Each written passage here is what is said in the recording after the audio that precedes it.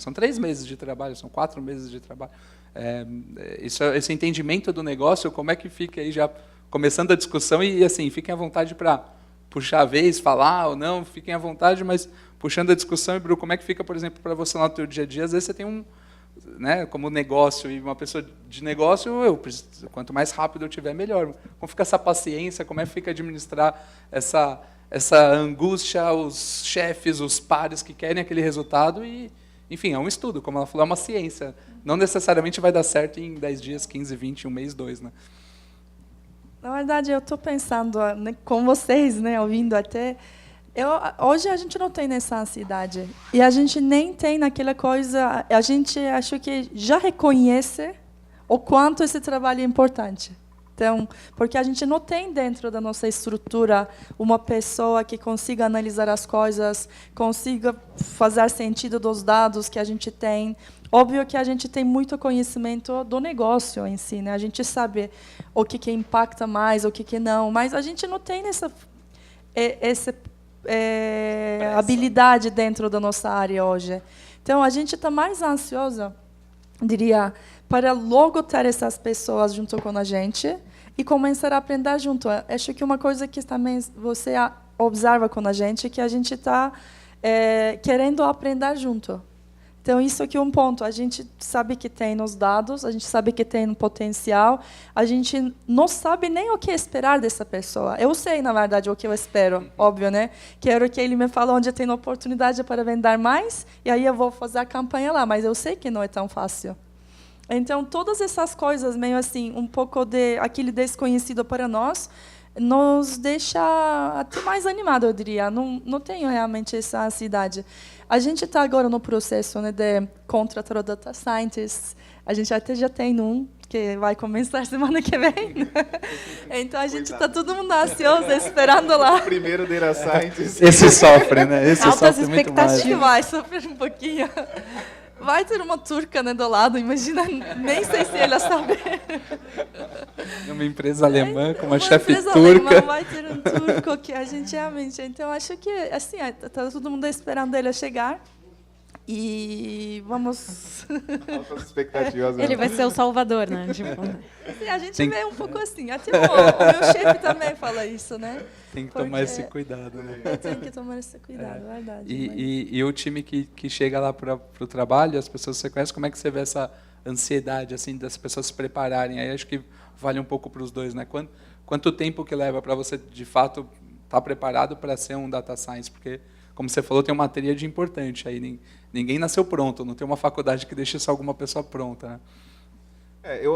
Eu acho que assim, as empresas estão em níveis diferentes de entendimento sobre exatamente o que faz um data scientist e de fato, eu acho que até os próprios data scientists hoje estão ressignificando algumas vezes o que eles fazem, como eles fazem.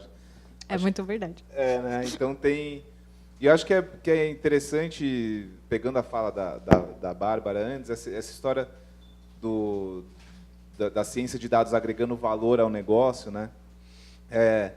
O que eu acho mais legal do tempo que a gente está vivendo é que, diferentemente de BI, que tem um olhar um pouco mais analítico sobre o que aconteceu, né, os KPIs, etc., o Data Scientist está olhando realmente métricas que são cruciais para o negócio. Por exemplo, tempo de avaliação de risco de crédito, né, para um negócio que é de crédito, que precisa conceder crédito com o mínimo de risco possível. E ele tem uma parte que é uma parte isolada, que é a parte de entender, fazer análise exploratória do conjunto de dados, modelar, tentar ver, né, se o quão a acurácia do algoritmo ali que eles desenvolvem. Mas depois, quando entra em produção, vira parte do produto, vira parte da experiência. Eu acho que essa é uma diferença fundamental, assim, né? É a mesma coisa que o Spotify, por exemplo, que ele precisa que as pessoas estejam conectadas todos os dias para que no final do mês elas queiram continuar assinantes, e aí eles criam naturalmente playlists toda semana que tem a ver exatamente com o seu gosto. Quem está por trás disso, óbvio, tem um conceito por trás disso que é, nossa, a gente precisa que as pessoas fiquem mais tempo. Mas como fazer isso é um trabalho que vem de ciência de dados. E vem numa onda da ideia de personalização em massa, né? Assim, você consegue personalizar experiências, mas no nível em massa, mas individualmente, assim, né? Então, o que eu acho mais legal desse trabalho é isso, mas assim, a maioria das empresas ainda está em lugares bem maturidades diferentes em relação ao Você, uso do Data Science no dia a dia. Você assim. comentou do Spotify, eu tive a oportunidade de visitar eles, isso já tem uns 4, 5 anos, lá em Nova York, eles me apresentaram, como é que faz isso? Eu falei, cara, como é? Eu não sou um cara super de música, eu sou daquele que escuta aquelas 100 músicas que eu escutei a vida inteira e continuo nelas. E aí, uma outra vez, você vai, puta, playlist sugerida para você. Aí você dá um play ali e fala, pô, mas é melhor que a minha playlist essa daqui. Na segunda, terceira, e aí eu comecei a usar um pouco mais. E quando eu estive lá, eu falei, cara, como é que é essa modelagem toda, esse algoritmo todo? Eu entendo a necessidade de negócio, manter o cara usando, né, o meu streaming aqui. Como é que isso é feito por trás? Aí eles falaram que eles... não sei como que é hoje exatamente, estou falando aí de 4 anos atrás, desse papo mais ou menos, eles separavam, eles pegavam uma música e transformavam cada instrumento exato daquela música, cada tipo de som, como se fosse uma variável dentro do banco de dados. E aí ele entendia, putz, se você escuta a música com esse tipo de grave, esse tipo de som, a bateria nesse tipo de batida, sempre tem sax ou não tem, sei lá eu, e transformava aquilo na próxima playlist que não era só, você escuta samba, então é samba, você gosta rap, então é rap. Não é isso. Era completamente diferente, era por nível de batida, tom de voz, de quem canta, quem não canta, escuta mais música ao vivo, mas tinha um monte de variáveis ali e que transformava num produto de negócio. É bem diferente. A gente falou, acho que até no último talk aqui, alguém trouxe o exemplo do Netflix, né, que tem as capinhas, tudo diferente, mas são 33 milhões de versões de Netflix que existem hoje, agora, nesse exato momento no ar. E aí é tudo pessoas como você que está ali por trás estudando e criando entendendo essa oportunidade de negócio e buscando solução para isso, né? De onde partem assim, essa necessidade, Bárbara, assim, dentro pelo menos da Acreditas, ou da troca que você faz com os teus pares aí de negócio, essa necessidade hoje parte, às vezes, de você mesmo, essa demanda, vem de uma área de produto, vem de uma área de marketing, vem de presidente, vem de estagiário. De onde vêm essas demandas hoje? Eu acho que é bem misto, né? E aí, eu acho que como tem muita diferença ainda e é uma profissão nova, então cada empresa vai ter os seus problemas e cada empresa vai ter as suas metodologias ainda. Então, na Acreditas, a gente está aprendendo também. Igual a gente tem um Agile Coach. E aí eu fiquei perguntando para várias pessoas, nossa, vamos fazer Data Science ágil. E aí zoaram na minha cara, né? Falaram, você tá louca, isso não vai dar certo nunca, porque é uma coisa acadêmica, tal. A gente tem processos que a gente segue. Mas eu acho que dá para fazer certas coisas, sabe? A gente pode tentar mudar o mindset e tentar ter um processo mais próximo do que a gente acredita que funciona na nossa empresa. Então, hoje eu já testei várias coisas, por exemplo. A gente já testou, sei lá, o CEO que conversa com a gente direto, e eu já respondi com ele diretamente, a gente conversava e definia. Por muito tempo, por exemplo, eu fiquei fazendo o valor do cliente. Então, entender o valor do cliente para todos os clientes da Acreditas que chegam. Se você tem um valor maior para a empresa, então eu vou te atender primeiro. Não significa que eu não vou deixar de atender a outra moça que está ali atrás. Mas, como você tem um valor, eu vou tentar te atender o mais rápido possível. E aí, por muito tempo, foi isso. Mas aí a gente foi começando a entender que a gente precisava fazer outras coisas, que tinham outras demandas surgindo.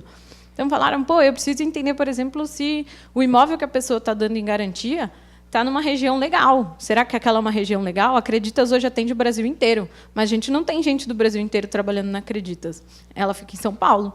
E aí a gente não contratou. Tem as pessoas que conhecem algumas regiões, mas tem a região lá no interiorzão de um estado, lá no norte, que você não vai saber. E a pessoa está querendo dar o imóvel dela em garantia. Como é que eu vou saber se aquela região é legal? Se ela tem liquidez?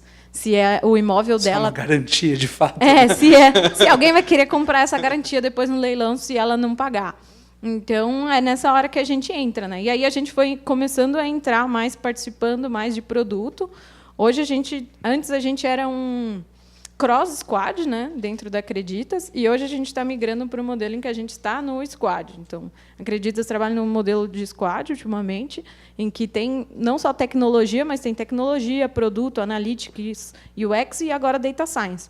Então, tem alguns cientistas de dados ali dentro, a gente participa das reuniões com negócio e produto para a gente entender. Beleza, eu sou a cientista de dados de aquisição.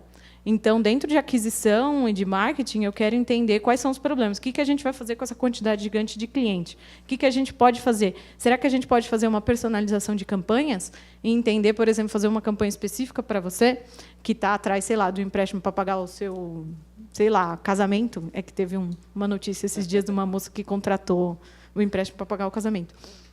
Então, eu vou fazer uma propaganda específica para você, sabe? E que vai te engajar. Qual canal será que é melhor para essas determinadas pessoas? Então, é esse tipo de problema que a gente começa. Por que será que a pessoa não tem interesse? Será que ela não entendeu o que é que ela vai ter que dar a casa em garantia? E ela não entendeu que, tipo, a gente não vai ficar com a casa dela, a não sei que ela não pague. Então, tem toda essa parte aí também. Por exemplo, essa parte de entender pode ser que não seja um produto que vá para deploy, mas que seja só uma análise de uma grande quantidade de dados e que uma pessoa de BI talvez sofresse muito para fazer. Então, o cientista de dados tem essa ferramenta.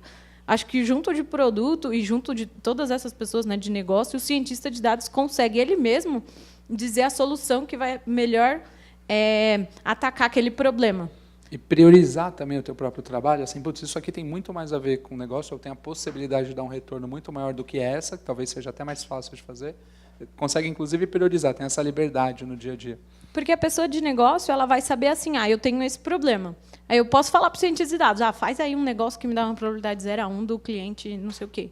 Mas pode não ser a melhor solução.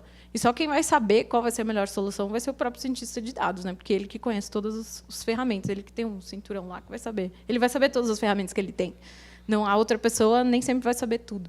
Então, eu acredito que o próprio cientista de dados... E aí é que a parte do business sense é que é muito importante, né? Porque ele que vai saber o que realmente vai resolver aquele problema.